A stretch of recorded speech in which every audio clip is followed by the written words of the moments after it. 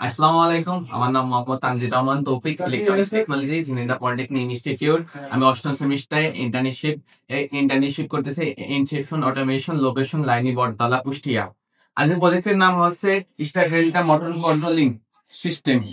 এখানে প্রয়োজনীয় যন্ত্রপাতি আছে, একটা 3 ফেজ বোর্ড, একটা 2 পোল সার্কিট ব্রেকার, একটা স্টপ সুইচ, একটা আছে স্টার্ট সুইচ, একটা মোটর, তিনটা আছে ম্যাগনেটিক কন্ডাক্টর, একটা ওভারলোড রিলে, আর তিনটে হচ্ছে ইন্ডিকেটর, একটা এনি টাইমার। প্রথমেই হচ্ছে লাইন দিয়ে দেবো, দুইটা হচ্ছে প্লাগ ইউজ করছি আমরা।